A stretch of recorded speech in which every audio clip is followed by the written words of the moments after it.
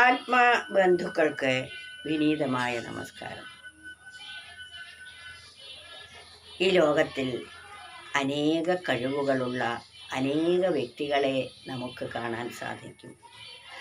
കവിത എഴുതാൻ കഴിയുന്നവർ, പാട്ടുപാടാൻ കഴിയുന്നവർ, ചിത്രം വരയ്ക്കാൻ കഴിയുന്നത് എത്ര മനോഹരമായിട്ടാണ്, എത്ര വേഗത്തിലാണ്, എത്ര ചടുലതയോടുകൂടിയാണ് ചിലർ ചിത്രം വരയ്ക്കുന്നത്.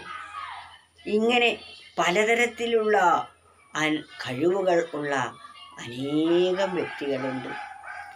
ആ വ്യക്തികളുടെ കഴിവ് മറ്റൊരാൾക്ക് അനുകരിക്കാനും സാധിക്കുന്നതല്ല.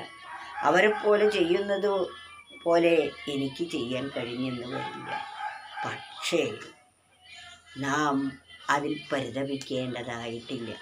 കാരണം എല്ലാ കഴിവും എല്ലാവർക്കും ഇല്ല. എന്നാൽ ഒരു കഴിവും ഇല്ലാത്ത ഒരാളും ഈ ലോകത്തിലില്ല.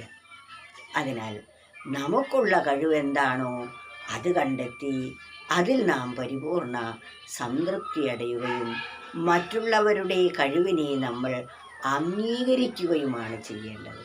അപ്പോൾ മാത്രമേ നമുക്ക് യഥാർത്ഥ സുഖം കിട്ടുകയുള്ളൂ. ചിലർ തനിക്ക് ആ കഴിവില്ല, എന്നാൽ മറ്റുള്ളവർക്ക് ആ കഴിവുണ്ടെങ്കിൽ ആ കഴിവിനെ നിസാരമായി കാണുകയും നിന്ദിക്കുകയും ആ കഴിവുള്ള വ്യക്തിയെ വെറുക്കുകയും ചെയ്യുന്ന മനോഭാവമുണ്ട്. അത് മനസ്സിൻ്റെ ഒരു തരം വൈകല്യമാണ്. അതിന് നാം കൂട്ടുനിൽക്കരുത് എന്നാണ്. എന്താ കവിത്വത്തെ കൊണ്ടോ മനമേ, എന്താ പ്രസംഗിച്ചു ലോകം ജയിച്ചാൽ, സന്താപം തീരണാമെങ്കിൽ മനമേ ചിന്ത അടക്കി നീ സത്തിൽ ലയിക്കൂ. ഈ ലോകത്തിൽ നേടാൻ പറ്റുന്ന നാനാ കഴിവുകളെ വർദ്ധിപ്പിച്ചാലും നമുക്കതിൽ സന്താപം മാത്രമേ ഉണ്ടാവുകയുള്ളൂ. ഒന്നുണ്ടാകുമ്പോൾ തോന്നും, അയ്യോ ആ കഴിവ് എനിക്കില്ലല്ലോ എന്ന്. മനോഹരമായി ചിത്രം വരയ്ക്കാൻ കഴിയുന്ന ഒരാൾക്ക് തോന്നും, അയ്യോ എനിക്ക് പാടാൻ കഴിയില്ലല്ലോ എന്ന്. നല്ല വിഗ്രഹം നിർമ്മിക്കാൻ കഴിയുന്ന ഒരാൾക്ക് തോന്നും, അതുപോലെ ഹൈ ജമ്പ് ചാടാനും ഓടാനും എനിക്ക് കഴിഞ്ഞില്ലല്ലോ എന്ന്. എന്നിട്ട് ആ ഇല്ലാത്ത കഴിവിൽ ദുഃഖിച്ചു ആ ഉള്ള കഴിവിൽ സംതൃപ്തി പ്രകടിപ്പിച്ച് ആ കഴിവിനെ കൂടുതൽ വർദ്ധിപ്പിക്കുന്നതിന് പകരം ഇല്ലാത്ത കഴിവിൻ്റെ പോരായ്മകളെ കണ്ട് നെടുവീർപ്പിടുക എന്നതാണ് മനസ്സിൻ്റെ സ്വഭാവം. അതുകൊണ്ട് ആ സ്വഭാവം നമുക്കില്ലാതെ ആക്കണമെങ്കിൽ ഇതിനെക്കുറിച്ച് നാം അറിഞ്ഞിരിക്കണം. അതെന്താ പറയുന്നത്? എന്താ കവിത്വത്തെ കൊണ്ടോ മനമേ. കുറേ കവിത എഴുതാനുള്ള കഴിവുകൊണ്ട് എന്താണ്? എന്താ പ്രസംഗിച്ചു ലോകം ജയിച്ചാൽ. പ്രസംഗം ഒരു കലയാണ്. ആ പ്രസംഗിച്ച് ലോകത്തെ മുഴുവൻ ജയിച്ച ഒരാൾ, നല്ല സമ്മാനം കിട്ടിയ ഒരാൾ, സന്താപം തീരണമെങ്കിൽ മനമേ, ദുഃഖം തീരണമെങ്കിൽ, അല്ലയോ മനസ്സേ, നീ പ്രസംഗിച്ച് നടന്നാലും അതുപോലെ കവിത എഴുതിയാലും പാട്ട് പാടിയാലും ചിത്രം വരച്ചാലും നിന്റെ സന്താപം തീരുകയില്ല. ഈ സന്താപം, ഈ ദുഃഖം നിനക്ക് തീരണമെങ്കിൽ ചിന്ത അടക്കി നീ സത്തിൽ ലയിക്കൂ. നിന്റെ ചിന്ത മുഴുവൻ അടക്കി സത്തായിരിക്കുന്ന ആ പരമാത്മാവിൽ ലയം പ്രാപിക്കൂ. അതുകൊണ്ട് മാത്രമേ നിനക്ക് ശാശ്വതമായ സമാധാനം ലഭിക്കുകയുള്ളൂ എന്ന് നാം നമ്മുടെ മനസ്സിനോട് തന്നെ പറഞ്ഞു കൊടുക്കേണ്ടതാണ്. ഇത് മറ്റൊരാൾക്ക് അന്യോപദേശം അല്ല, നമ്മുടെ മനസ്സിനെ നാം പഠിപ്പിക്കേണ്ടതാണ് ഇത്. അതിനാൽ നാം നിരന്തരം ആത്മവിചാരം ചെയ്യണമെങ്കിൽ ഈ കഴിവുകളുടെ പിന്നാലെ പോയാൽ ഒരിക്കലും സാധിക്കുകയില്ല. നല്ല പ്രാസംഗികനായിട്ടുള്ള ഒരാൾ എവിടെ ചെല്ലാലും അംഗീകാരം കിട്ടുന്നു.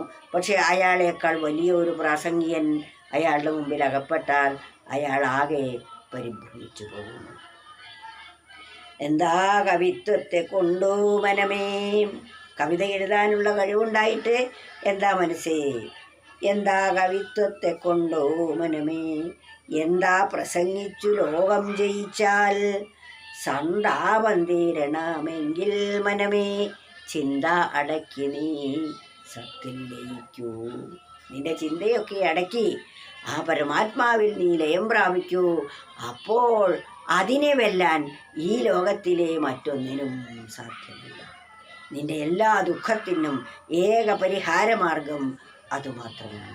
മറ്റെന്ത് കഴിവുകൾ നേടിയാലും, ഈ പറയപ്പെട്ട എല്ലാ കഴിവ് നേടിയാലും നമുക്ക് അസ്വസ്ഥത ബാക്കിയാകും. ഈ ശരീരത്തിൻ്റെ നല്ല ചിത്രം വരയ്ക്കാൻ കഴിയുന്ന ഒരാൾക്ക് കൈയുടെ ഞരമ്പിന് ഒരു ചെറിയ വിറയൽ വന്നു, അയാൾക്ക് ചിത്രം വരയാൻ പറ്റുമോ? ഒരിക്കലും പറ്റില്ല. അതുപോലെ നന്നായി പാട്ടുപാടാൻ കഴിയുന്ന ഒരാൾക്ക് പ്രായാധിക്യത്താൽ ഇപ്പോൾ യേശുദാസ് പാടുന്ന പാട്ടുകൾ ഒക്കെ വികലമായി പോകുന്നത് കാണാറില്ലേ? ആദ്യം നല്ല കാലത്ത് അദ്ദേഹം പാടിയിരുന്ന പാട്ടുകളെ വെല്ലാൻ മറ്റൊരാൾക്കും സാധിക്കുമായിരുന്നില്ല. എന്നാൽ ഇപ്പോൾ അതുപോലെ പാടാൻ സാധിക്കുന്നില്ല.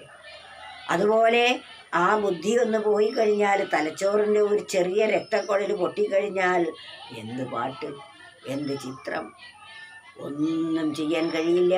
സ്വന്തം അമ്മയെയോ അച്ഛനെയോ സ്വന്തം സഹോദരങ്ങളെയോ മക്കളെയോ തിരിച്ചറിയാൻ പറ്റാത്ത അവസ്ഥ കൂടി വന്ന് കാണുന്നില്ലേ?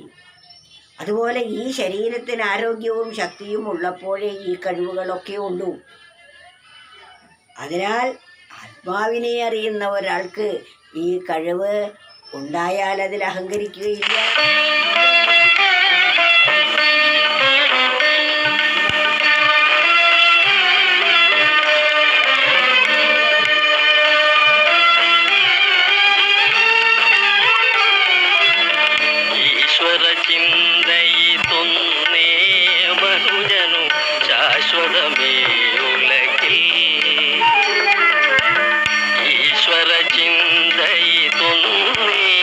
ചിന്താവന്തീരണമെങ്കിൽ മനമേ ചിന്ത അടക്കി നീ സത്തിൽ വസിക്കൂ.